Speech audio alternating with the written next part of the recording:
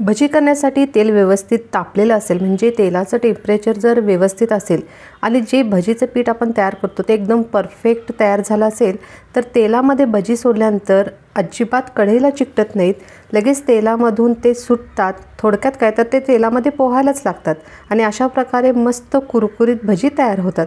नमस्कार, मी स्वाती आणि आज आपण करणार आहोत भजी। तर चला भजीची रेसिपी पाहू। तर त्यासाठी इथे मी एक बाउल घेतला आहे। सगळ्यात महत्त्वाचं, भजी करताना कोणतंही भांडं घ्याल ते अशा प्रकारे खोलगट घ्यायचं आहे। त्याच्यामध्ये तुम्हाला चांगलं पीठ फेटता येईल किंवा मिक्स करता येईल, तर त्यासाठी भजी करण्यासाठी खोलगट भांडं घ्यायचं आहे। आता इथे मी एक मोठा कांदा बारीक चिरून घेतला आहे, 2 ते 3 हिरवी मिरची बारीक चिरून घ्यायची आहेत आणि कोथिंबीर देखील। आता हे सर्व बाउलमध्ये घालून घेऊ। आता मी इथे हिरवी मिरची वापरली आहे, तुम्हाला जर हिरवी मिरची नको असेल तर इथे तुम्ही लाल तिखट वापरू शकता। आता हे बाउलमध्ये काढून घेतल्यानंतर आपण सर्वात प्रथम यामध्ये थोडासा ओवा घालायचा आहे। अर्धा चमचा ओवा हातामध्ये घ्यायचा आणि अशा प्रकारे थोडंसं प्रेस करून मग ओवा त्यामध्ये टाकायचा। आता यामध्ये अर्धा चमचा मीठ घालायचं आहे। मीठ घातल्यानंतर व्यवस्थित कांद्याला सर्व बाजूंनी मीठ चोळून घ्यायचं आहे आणि थोडंसं प्रेस करून घ्यायचं आहे। त्यामुळे काय होईल, कांद्याला पाणी सुटण्यास मदत होईल आणि नंतर त्याच्यामध्ये आपण जेव्हा पीठ मिक्स करतो त्यावेळेस भजी केल्यानंतर त्यामध्ये कांद्याची चव छानपैकी उतरलेली असेल। तर अशा प्रकारे हाताने पहिला मिक्स करून घ्यायचं, अगदी दाबून दाबून प्रेस करायचं आहे। त्यामुळे मिरचीची चव देखील त्यामध्ये उतरेल, म्हणजे थोडासा तिखटपणा त्यामध्ये देखील येईल। आता तुम्ही पाहू शकता व्हिडिओमध्ये कांद्याला थोडं थोडं पाणी सुटण्यास सुरुवात झाली आहे। आता हे अशा प्रकारे मिक्स केल्यानंतर यामध्ये आपण 1 ते 1.5 वाटी बेसन घालायचं आहे। आता हे बेसन किंवा डाळीचं पीठ म्हणू शकता। हे घेताना थोडंसं दरदरीत असं दळलेलं असावं, त्यामुळे भजी एकदम छान होतात। वडा असू दे किंवा भजी असू दे, जेव्हा तुम्ही कराल त्यावेळेस पीठ थोडंसं असं मोठं दळलेलं असेल ना, तर भजी किंवा वडे एकदम मस्त तयार होतात।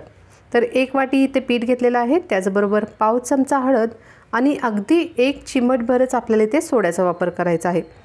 सोडा अजिबात जास्त वापरायचा नाही, नाहीतर काय होतं की ते तेल जास्त ओढून घेतं। थोड्या वेळ ते कुरकुरीत राहतात पण नंतर खूप त्यातून तेल सुटायला लागतं, तर त्यासाठी अगदी 1 चिमटभरच आपण इथे सोड्याचा वापर करणार आहोत। आता हे व्यवस्थित मिक्स करू आणि हळूहळू पाणी घालत हे व्यवस्थित मिक्स करून घ्यायचं आहे।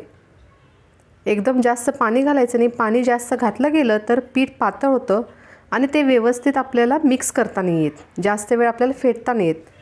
आता आणखी थोडं पाणी यामध्ये मिक्स करायचं आहे आणि हे 2-3 मिनिटांसाठी चांगलं एकसारखं पीठ फेटून घ्यायचं आहे।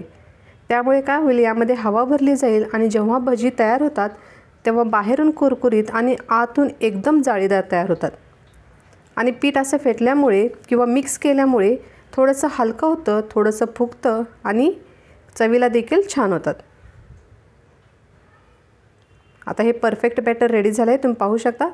अशा प्रकारे हातातून सोडल्यानंतर एकदम व्यवस्थित हे तयार होतात। तर बॅटर आपलं रेडी झालं आहे। तेल एकदम चांगलं कडकडीत गरम तयार झालं आहे। आता त्यातील 2 ते 3 चमचे तेल आपण यामध्ये घालायचं आहे। एकदम कडकडीत व्हावं तेल। आता तुम्ही पाहू शकता व्हिडिओमध्ये तेल घातल्यानंतर एकदम चर्र करून असा आवाज येतो, तर ही क्रिया होणं सगळ्यात महत्त्वाचं आहे। त्यामुळेच आपण इथे अगदी चिमटभर सोड्याचा वापर केला आहे। सोडा कमी घालायचा किंवा न घालता देखील तुम्ही अशा प्रकारे गरम गरम तेल त्यामध्ये घातलं तरी देखील भजी एकदम परफेक्ट रेडी होतात। तर आता हे बॅटर रेडी झालं आहे, आपण भजी करून घेऊ। आता सगळ्यात महत्त्वाचं तेलाचं टेम्परेचर। तेल जास्त गरम नको किंवा कोमट नको। जर तुम्हाला तेलाचं टेम्परेचर कळत नसेल तर तुम्ही एक भजी त्यामध्ये सोडून पहा। भजी पटकन तळली गेली की तेल थोडंसं जास्त तापलेलं आहे, 5 मिनिटांसाठी गॅस बंद करा आणि परत चालू केल्यानंतर मग त्यामध्ये भजी सोडा, त्यामुळे एकदम व्यवस्थित तळले जातील। जेव्हा आपण तेलामध्ये भजी सोडतो तेव्हा गॅस मोठ्या आचेवरती चालू करायचा आहे आणि भजी यामध्ये सोडल्यानंतर गॅस मध्यम आचेवरती, मध्यम ते मोठ्या आचेवरती असंच ठेवायचं आहे। तर अशा प्रकारे यामध्ये भजी सोडायची आहेत आणि जर तुम्ही कढईमध्ये तेल घेतल्यानंतर अगदी 3-4च भजी जर सोडत असाल तर ते तेलाचं टेम्परेचर व्यवस्थित भजीला लागत नाही, त्यासाठी भरपूर भजी यामध्ये सोडायचे आहेत। त्यामुळे तेलाचं टेम्परेचर व्यवस्थित मॅनेज होतं आणि सगळे भजी एकदम व्यवस्थित तळले जातात। आता तुम्ही बाहेर गाड्यावरती असो वा हॉटेलमध्ये पाहिलं असाल की तेलामध्ये ते भरपूर समोसे असो, वडे असो किंवा भजी असो, ते भरपूर प्रमाणात तेलामध्ये सोडतात, त्यामुळे तेलाचं टेम्परेचर अगदी व्यवस्थित राहतं आणि जो पदार्थ आपण त्यामध्ये तळणार असतो तो अगदी व्यवस्थित तळला जातो। तर अशा प्रकारे आपली भजी देखील तळून झाली आहे। तुम्ही पाहू शकता एकदम मस्त असा सोनेरी कलर आला आहे, बाहेरून कुरकुरीत आणि आतून एकदम असे हलके फुलके तयार झाले आहेत। गॅस मध्यम आचेवरती आहे आता। आणि आता आपण हे सर्व भजी काढून घेऊ। फक्त भजी फेटताना तेवढं एकसारखं व्यवस्थित फेटायचं आहे किंवा मिक्स करायचं आहे, त्याच्यामुळे भजी एकदम हलके तयार होतात। आता तुम्ही पाहू शकता तेलामध्ये भजी सर्वत्र पोहतच आहेत, जणू काय इतके हलके हे तयार झाले आहेत।